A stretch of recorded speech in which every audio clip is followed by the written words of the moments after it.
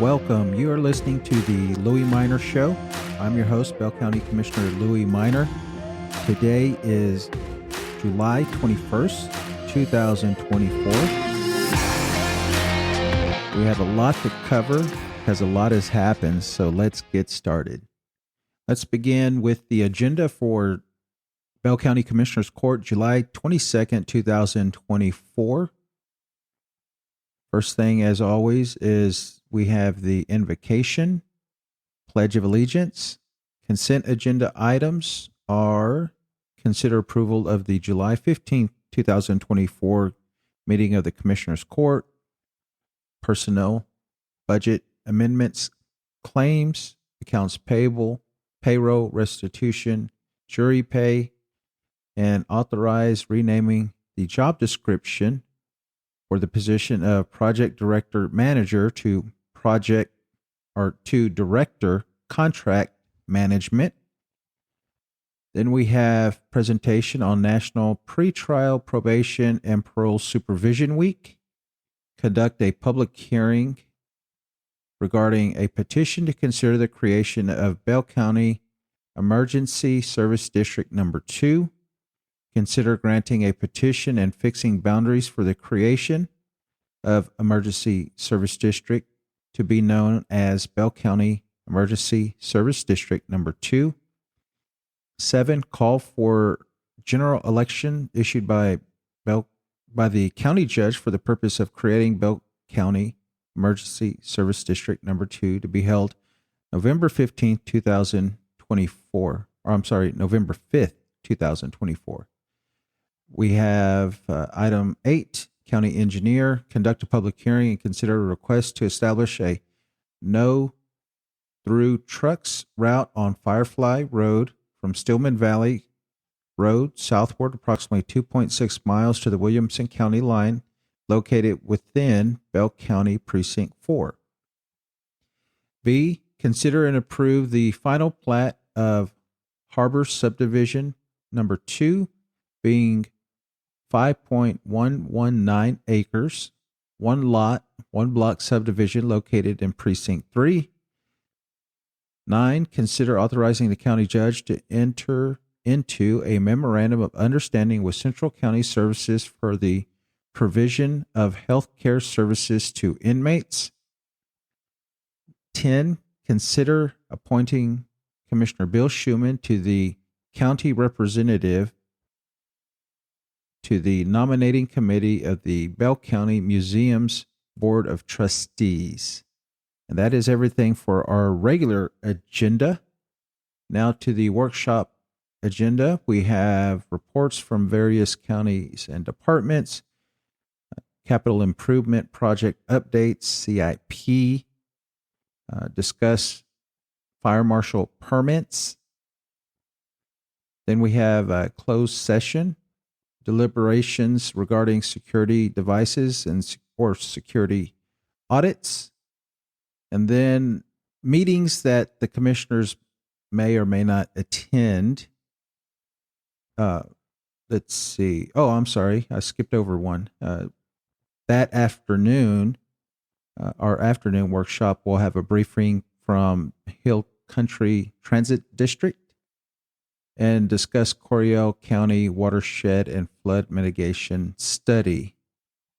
And then also on the 24th, we have a closed session for road and bridge director interviews.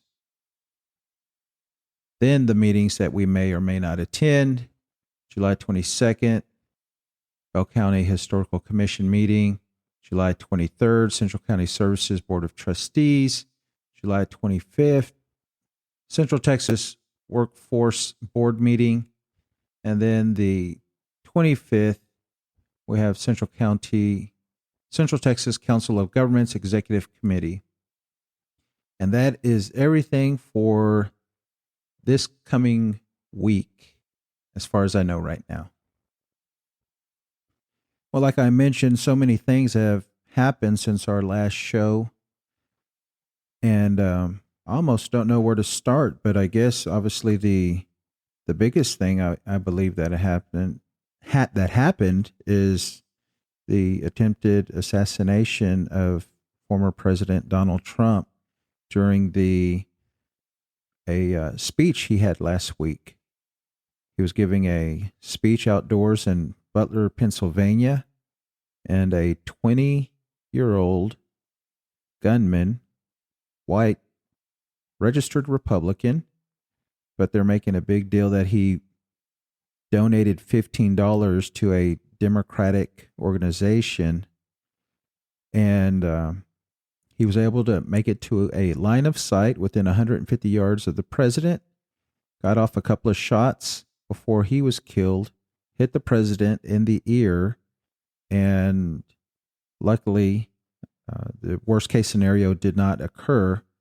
But yeah, definitely, you've seen political rhetoric and violence amping up at all levels of government, especially take, for instance, Killeen City Council.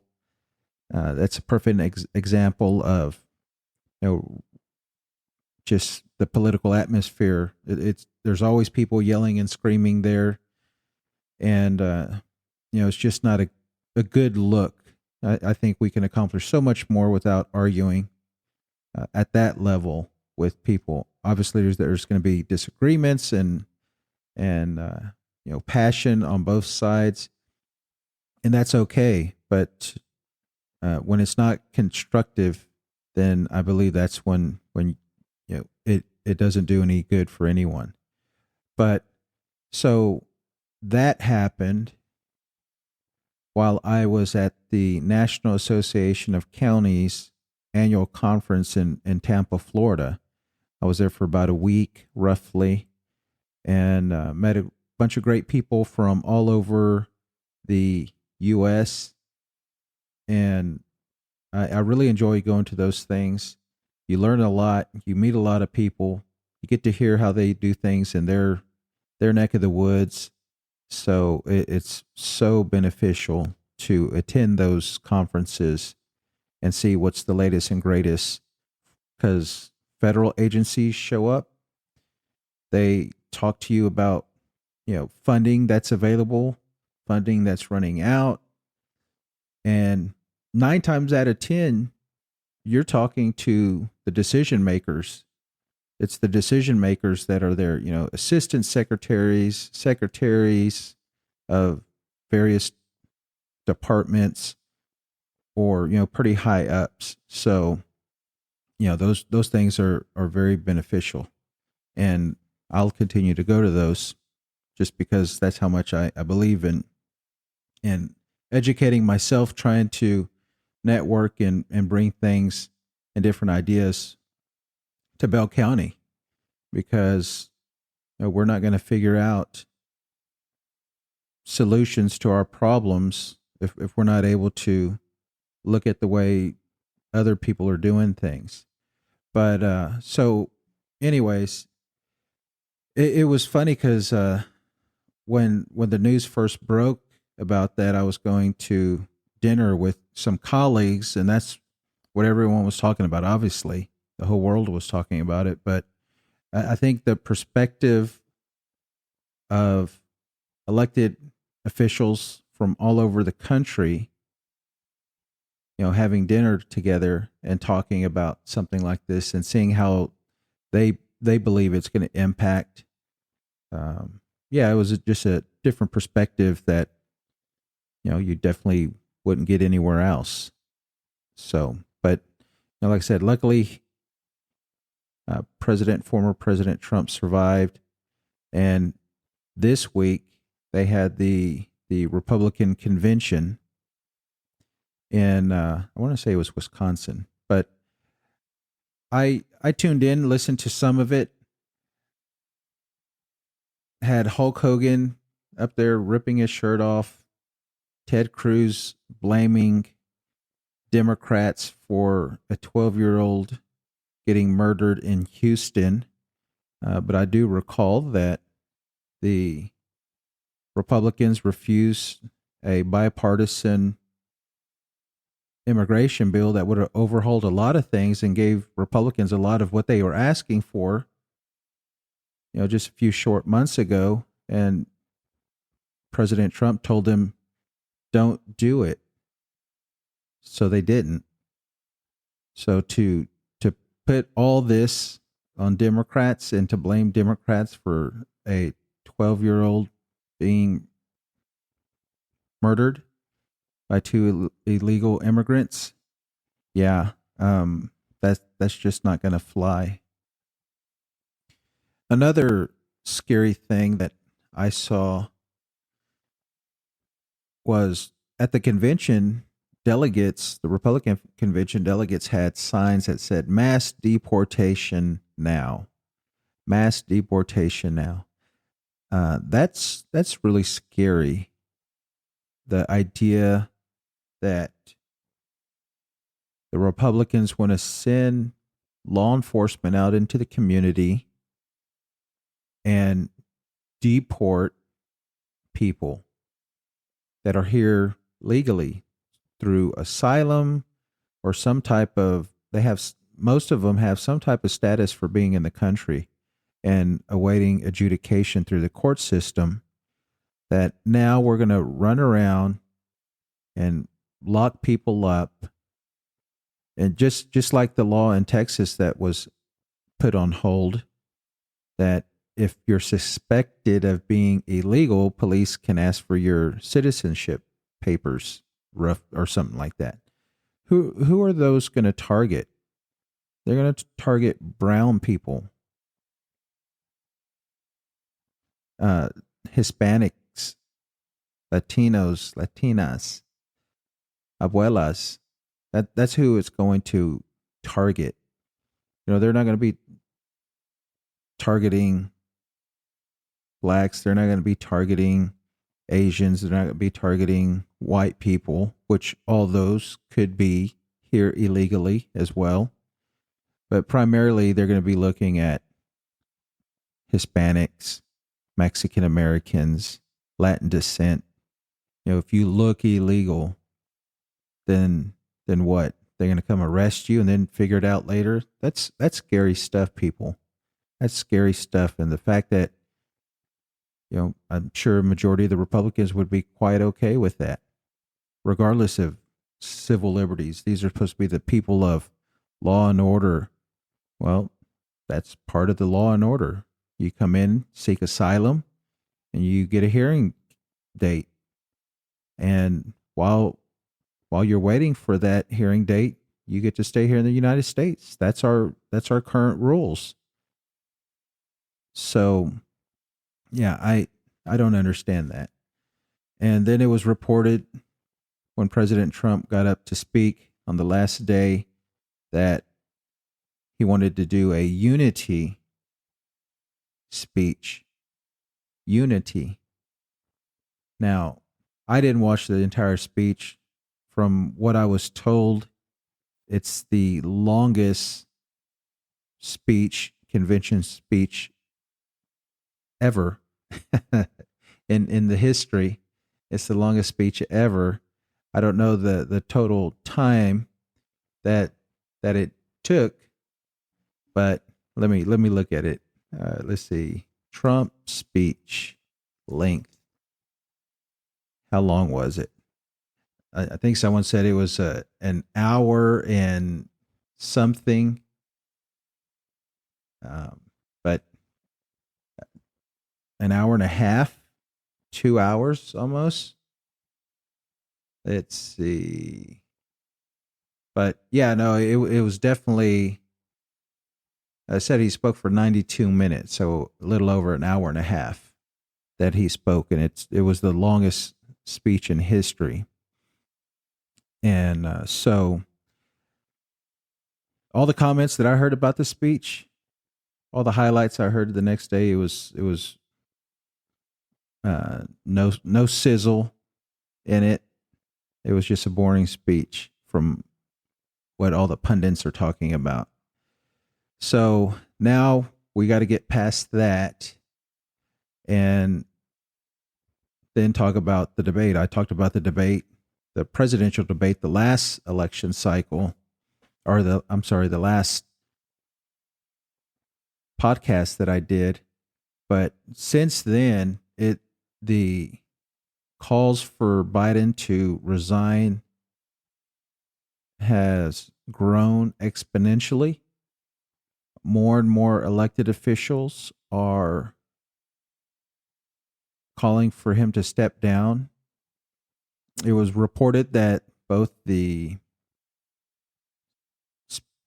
majority leader, Schumer, on the Senate side, Hakeem Jeffries, the ranking Democrat, and Speaker Emeritus Nancy Pelosi have all expressed their concerns to the president, and that if he remains on the ticket, they're going to lose the House for sure and lose the Senate and the presidency possibly as well. And that would give Trump everything he needs to enact his agenda.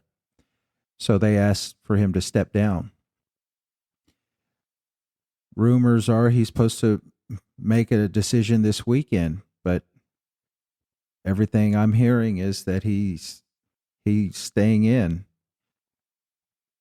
So I don't know. There's just a lot of, as a Democrat and talking to members locally, we're ready to move forward. We are ready to look to November and to get ready and to do work for November. But there's a big question mark in the air of who's going to be on the top of the ticket. That's confusing to a lot of people, and rightfully so. I mean, we are ready to get to work, but then the Democratic convention is next month. I think closer towards the end of August, and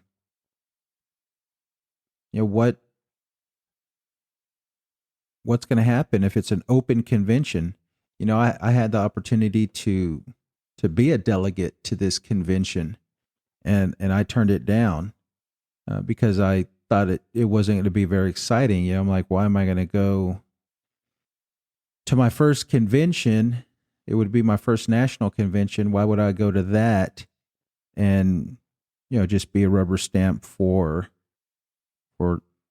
President Biden? He already had it in the bag. I'd rather go when there's a little bit more excitement, a new candidate, new nominee, and that's what I was thinking in the back of my head. So I declined to be one, not knowing all this was going to happen. And now there's the possibility of having what's being called an open convention.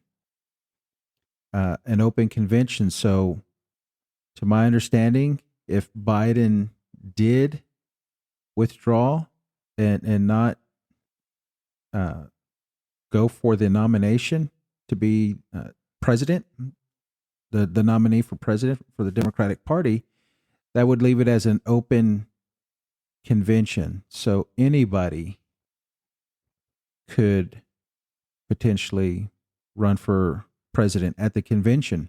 And I think that's the way they used to do it many, many years ago before the primary way started. The primary election process started under JFK, when at the time LBJ, who was a senator, the Senate majority leader, he was supposed to be the heir apparent and be the next one in line to be president.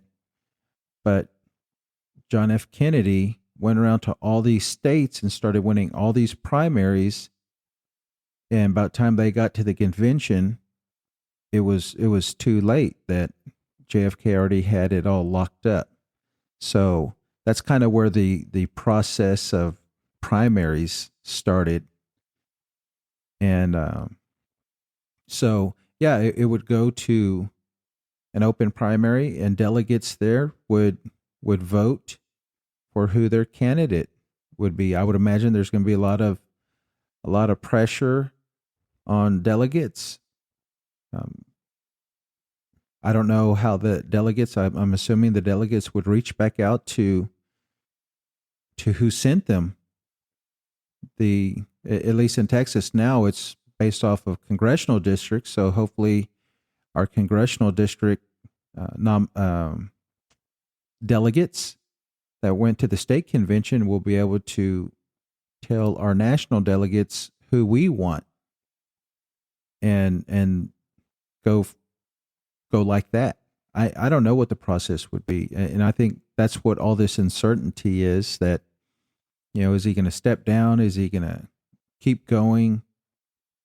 Are we going to have an open primary? We just don't know, and that's a lot of issues now. But we're running out of time. We're running out of time. The convention is August 19th. It starts August 19th through the 22nd. So I guess we'll just hurry up and wait and see how that's going to happen. Locally, we have our candidates, Democratic candidates. They're knocking doors. They're starting to do things that they need to do to win. But there is some confusion in the air when you're talking to voters, and we don't even know who the top of the ticket is. There has been some good polling shows that Colin Allred is polling quite well against Ted Cruz. They just put out their campaign finance reports, and for the third time, Colin Allred has outraised Ted Cruz. Now, I think Ted Cruz has more cash on hand just because he's been in office for so long. But just the mere fact that the Democrat has outraised him, and that goes back to even when Beto ran against him in 2018, Beto outraised him as well. So that just goes to show you how disliked Ted Cruz is in Texas. That you're going to have a possibility of Donald Trump winning Texas and Ted Cruz losing Texas. How ironic would that be? And I think there's Republicans out there that, the Republicans that are going to go out and vote for Donald Trump. I don't see why they wouldn't vote for Ted Cruz, but I'm sure they still remember that, where Ted Cruz and Donald Trump were, butting heads. So, I mean, but the criticism that I've heard about Colin Allred is no one sees him. We haven't seen him doing anything in the state. I have not heard of any reporters attending Colin Allred events.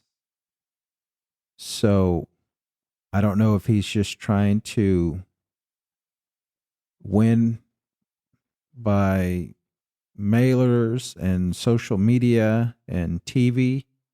Is that how he's going to expect to win? You can't win like that. For a Democrat to win in Texas in anything, you have to be knocking doors. We know that. We have to knock doors. We have to be in our community talking with voters. Let them know that we're neighbors. We live here. We're with you. We're in this together. And it's important. Why it's important to have a Democrat in office versus a Republican in office. So I'm ready to start knocking doors. I believe our local candidates are going out next week. That's my birthday weekend. And I'll be spending my birthday doing campaign stuff, knocking on doors, talking to voters, registering voters, because that's important. Who is in office here locally? Who's in office representing me and my family in Austin. It's very important to me. So, and I enjoy doing it. So it's not like it's, way out in left field or something new to me. I enjoy doing it. So that's what I'll be spending my birthday on.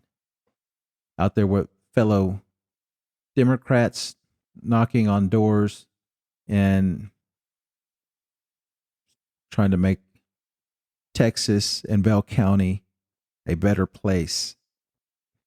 And speaking of someone that has made Texas a better place, U.S. Representative Sheila Jackson Lee passed away. She passed away yesterday, and she represented the 18th Congressional District of Texas. She had been there for over 30 years. She recently ran for Houston mayor and lost, but maintained her congressional seat, and she passed away. She had announced earlier that she had pancreatic cancer, and I have experience with a family member that had that diagnosis. It's a grim diagnosis, pancreatic cancer. My family member that was diagnosed with that, after she was told, she passed away like within 30 days. And I believe that's kind of what I remember correctly about Representative Lee. It was about the same thing. About a month or two ago that she made the announcement that she had pancreatic cancer, and now she has passed on. So rest in power, rest in peace. Sheila Jackson Lee, thank you for all that you did for the state of Texas and the country. And it's people like that I look up to, that are willing to do the work and to butt heads and to fight for your constituents and to fight for what's right. There's no two things about it. When you're fighting for what's good and right for the people, then that's all that matters. And I'll segue that into an issue that is going on right now in Precinct 4. Let me pull up. I'm going to play 2 clips, and then I'll explain everything to you after that. Putting a stop to a road with a history of accidents. We've talked about Chaparral Road in Killeen, where efforts have been made in recent years to prevent major crashes, especially with the road's proximity to one of the high schools. Thanks for being with us tonight. I'm Lauren Westbrook. And I'm Gordon Collier. As News 10's Madison Herber reports, Bell County is on a mission to make one intersection safer before the beginning of the new school year. This almost 7-mile stretch of Bell County Road has been on officials' radar for years, and County Commissioner Louie says it's in the spotlight once again. The overwhelming concern was that intersection of Chaparral and Featherline. Back in 2019, we reported on an expansion project, but the money wasn't there. In 2022, we reported the project was still on the table, and the hope was to break ground in 2025. That has now been pushed back to 2029. However, in the meantime, Minor says some changes are in the works, like stop signs at the infamous intersection. It's very hard to turn off of Featherline and Chaparral, and then with all the children crossing that area. As long as no one contests the change, those signs will be up before the end of the month. After 8 days, we can go ahead and place stop signs out there. Like we mentioned, this road has a history of accidents. In 2019, a car crashed into a bus with 13 students on board. Thankfully, no one was hurt. But Minor says that is one of dozens of crashes in the last few years, and as that area continues to develop, the infrastructure needs to change with it. There's a lot of growth happening in that area. That's why they built a new high school. That's why they built a new middle school, and they're going to build a new elementary school. So people want to live in these areas. It's our responsibility to make sure that that infrastructure is there and that it's safe for all those residents out there. Reporting in Killeen, Madison Herber, KWTX News 10. I'm Adam Schindler, your neighborhood reporter in Killeen, and I'm here on the corner of Chaparral and Featherline, where a stop sign was supposed to be installed. As you can see, it wasn't, and that's raising concerns. After months of locals raising concerns about increased traffic and safety risks, Bell County planned to put up a stop sign on Chaparral where it intersects with City Road Featherline. A last-minute request for a public hearing is delaying that would-be temporary fix by at least 30 days. The idea was to get them installed before kids return to school, since Chaparral runs right into schools. Chaparral High School, and yesterday they just had a ribbon cutting for Jimmy Down Aycock Middle School. So that'll be an additional 1,300 kids going over there to that middle school. Residents in the area tell me they are pushing for at least a stop sign in this location, and the safety of the kids is their main concern. Now that there will be a public hearing, that temporary solution of installing stop signs on this corner before school starts isn't going to happen. That public hearing will be at the Bell County Courthouse at 9 a.m. on August 12th. In Killeen, I'm a neighborhood reporter, Adam Schindler. So you heard both news clips. First one was, well, let me go back a little bit.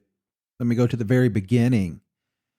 A couple of weeks ago, Councilwoman, former Mayor Pro Tem Nina Cobb, and Council Member Joseph Solomon were having a town hall. It was put in the paper, and it said that they were going to be discussing Chaparral Road and Featherline in the news article.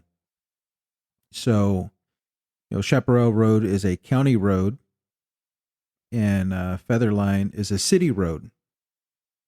But also, I serve as the chair of planning and zoning for the city of Killeen, and Featherline had been in the news for months because there was a proposed subdivision that was going to be going in on Featherline. I think it was going to be 600 acres, hundreds, if not, over 1,000 homes in that subdivision. And Featherline is still to county road standards. It's not, I don't think the city ever improved it.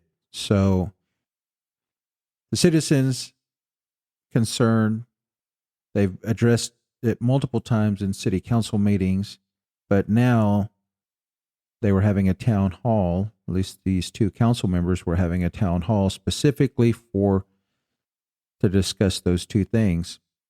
So I wanted to attend that, both as county commissioner and planning and zoning commissioner, chair of the P&Z. So I attended that meeting. There were about 20 to 30 residents there, and that's a lot for town halls and things like that.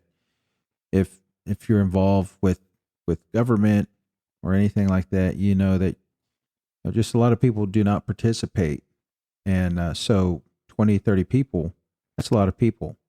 And their big concerns: traffic, pedestrian walkway. And by pedestrian, I mean school kids that are walking from Yow Ranch, which is a lot of homes, subdivision, a lot of homes in that area, and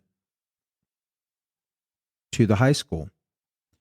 And now we did a ribbon cutting, you heard in the news clip, for Jimmy Don Aycock, former state representative, middle school, right down the road from the high school. And that's another issue. So sidewalks and traffic and all this, like if you go out there now, there's almost no traffic. There's no issues. But the issues are when school is in session. People trying to go get to the high school, and now they're going to be getting to the middle school. So it's going to be a compounded issue this coming school year. So I attended that meeting. I was not saying anything. I was just sitting there. Some people know me. said hi. But for the most part, residents that were there, they didn't know who I was. But all these people were complaining about Chaparral Road, complaining about Featherline Road. And the city representatives, because the council members were kind of like walking around, handed the mic to citizens, but it was mainly city staff, city manager, city engineer, and I think the executive director for planning and the executive director for public works. They were all there. And all they kept on saying was that's a county road. We can't do anything. Blaming the county. Oh, that's county's responsibility. This is county. We can't do anything. And I thought they were trying to pass the buck and throw the county under the bus. And so Joseph Solomon, Councilmember Solomon, said, "Oh, well, we got a county commissioner right here. Why don't we ask him, talk to him?" And so they passed me the mic. And this was probably midway to 3/4 of the way through the meeting. And, I got up and I told the citizens, this is my first time hearing of the issue on Chaparral Road in regards to Featherline, but I will get on it. I will address that issue. That's not a problem. Whatever we need to do to make that intersection more safe, and at the bare minimum, if that's a stop sign, then yeah, the county will put one. We will put one. And so that was my promise to the residents that showed up to that meeting. Well, after that, I talked with our county engineer. And so also what you have to take into consideration is that Precinct 2 and Precinct 4, County Commissioner, Precinct 2 and Precinct 4, that intersection is right on the borderline of Precinct 4 and Precinct 2. So half the intersection is in Precinct 4 and the other half is in Precinct 2. So after that meeting, I think the next day we had like a workshop at the commissioner's court, and I walked up to Commissioner Woodson, who's the county commissioner for Precinct 2, and I said, "Hey, I attended this meeting. These were the concerns. These were the issues that I heard." I told him that a lot of people were concerned about sidewalks from Jimmy Don Aycock Middle School to connect to the high school. And he said he was aware of that and blah, blah, blah, blah, blah. And okay. So then I asked him, do you have any issues with putting a stop sign at that intersection? And he told me no, he doesn't have an issue with that, with the stop sign. And I tell him, okay, I'm going to talk to Brian. Brian is the county engineer. Brian Neves is the county engineer. So I talked to Brian, asked him, what do we need to do about putting a stop sign there? And he said that City of Killeen wanted to do a warrant study. And I told him, well, how long is that going to take? Why is the city taking the lead? At least in my experience so far with the city, it seems like the city takes a whole lot longer to get things done than the county could get things done. So I told Brian, let the city know we appreciate it. We don't need them to do a warrant study. We'll do our own studies. And that if because it's county road. So that and like I said, I thought it would take them much, much longer because at the meeting they talked months and months to do this study. I'm like, no. I asked Brian because we've made decisions at the county level to put stop signs and to do X, Y, and Z without a study I asked Brian, I said, can we put stop signs there at that intersection? And he said he didn't see a problem with it. But that we probably need to get a study. So he didn't have any issues with putting a stop sign there and then putting up or doing the study. So we had to go to the law. The law states, the transportation code, that counties can change traffic regulations on county roads. We just have to put a 8-day notice and or hold a public hearing. We could do it one of two ways: hold a public hearing or do an 8-day notice. And the way the statute reads is it says it has to be a conspicuous sign. So Brian put up 2 signs at the intersection. Bell County, we're going to change the traffic regulations on this road. If you have any questions, call this number.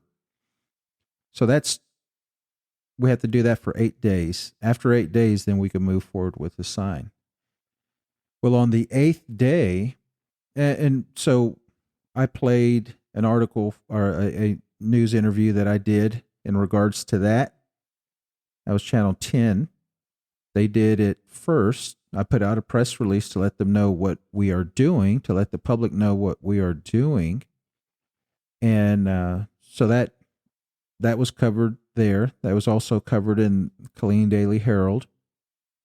So I got a lot of notice because a lot of people is watching. A lot of people are watching that area. A lot of people are concerned. A lot of people live in that area. So they need to know what's going on. So that's why I did a press conference, press release. So the clock started, and I was gone to National Association of Counties in Tampa, Florida during most of the 8 days window. It doesn't say business days, it doesn't say calendar days, it just says days. So 8 days, is 8 days. Well, that sign went up on the 10th. No one had any questions. No one had any concerns. And then the last day, which was Wednesday. Yes, I believe Wednesday. No, I think it was Thursday. The last day, Thursday, the engineer sent an email and said, we got a request for a public hearing.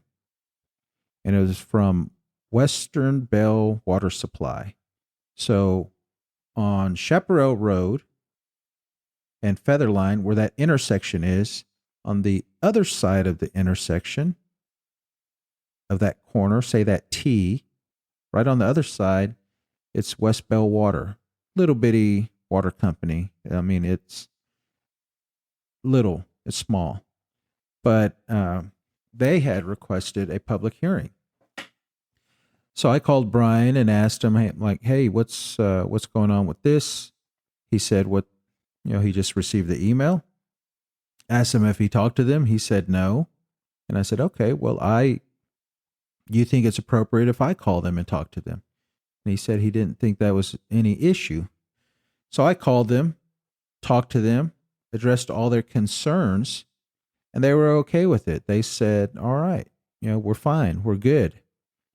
And I said, all right, I need you to withdraw your public hearing if you don't need one anymore, but it needs to be done in writing.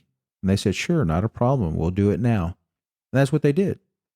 And I thank them for it. The one thing that they did ask me is on the city side, Featherline, that stop sign there, they asked if we could make that stop sign a flashing stop sign. And I said, I don't have an issue with that. But that's a city stop sign, so I'll call the city manager and see if I could get that addressed. And I did call the city manager, and he called me up and he said, sure, that's an easy fix. We'll take care of it the next day, which was Friday. And when I was driving out to that area, it was indeed fixed. The city manager did put that on, so I did thank him for that. But that morning, whenever I woke up, we got a email from a person requesting a public hearing, and no contact information, just an email saying I request a public hearing. The engineer responded to him and said the time had passed, that no longer accepting requests for public hearing. Well, County Commissioner Precinct 2, Bobby Whitson, responded and said he didn't think that was right, that we should hold a public hearing. There was a lot of back and forth, and I, part of the law says that the person has to be a resident of the county. I don't know who that person is. I don't know where they live. I don't know anything about it. It was just a name with an email. And it was kind of a weird email. It was like XJY something something. I don't even know, at outlook.com. So, most people, for a professional email, they'll, first name, last name at Gmail, or first, last name at Outlook, or whatever. But, so yeah, that email did not have that. So I wasn't able, I told Brian if it was up to me, I would turn them down, because they're not, they didn't qualify themselves as a resident of Bell County. But out of abundance of caution, I said, okay, let's do this. But I am sure, 100%, on a shadow of a doubt, that Precinct 2 County Commissioner was looking for people to request a public hearing. For whatever reason, and we'll get to it in the public hearing, I guess, but for whatever reason, he doesn't want a stop sign going in there or any safety measures. He's been a county commissioner for 6 years, and nothing has been done for that intersection. But now he wants a study. Now we need data. And I think what a study is going to show is that we need stop signs, stop lights. Not just stop signs, stop lights. We're going to need crosswalks. We're going to need curb. We're going to need a lot of things. So we need to be prepared as a county to make those improvements. And, that's a concern. But yeah, it really bothered me that we have all these citizens wanting their elected officials to do something. They've been begging their elected officials to do something for years, and nothing has been done. And now that I'm taking a proactive approach to this, that another commissioner wants to stall it. So we'll let him answer to the constituents. We'll let him answer to the voters of why he's stalling this even more, and why hasn't he done anything in 6 years, and why do they not have a sidewalk for kids from the new middle school to the Chaparral high school area? Those are questions he's going to have to answer to his constituents, i.e. voters. And I'm going to make sure that they remember that, because that's unacceptable. That's unacceptable. So anyways, we have more to talk about on that subject when we have our public hearing. I'm going to make sure that as many people as possible are able to participate.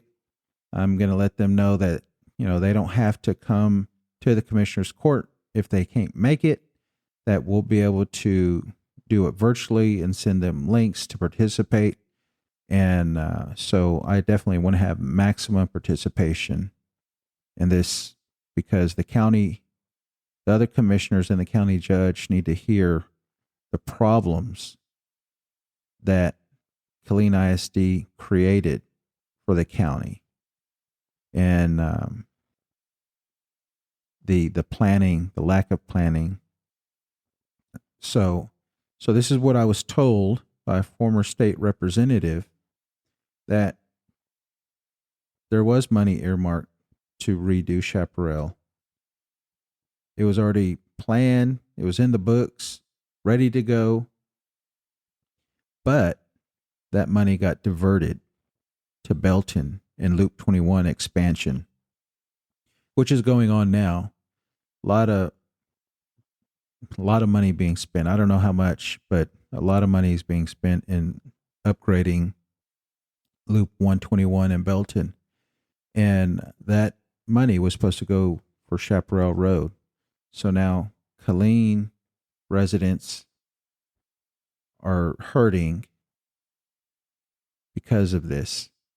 I don't think anybody was hurting in Loop 121 expansion.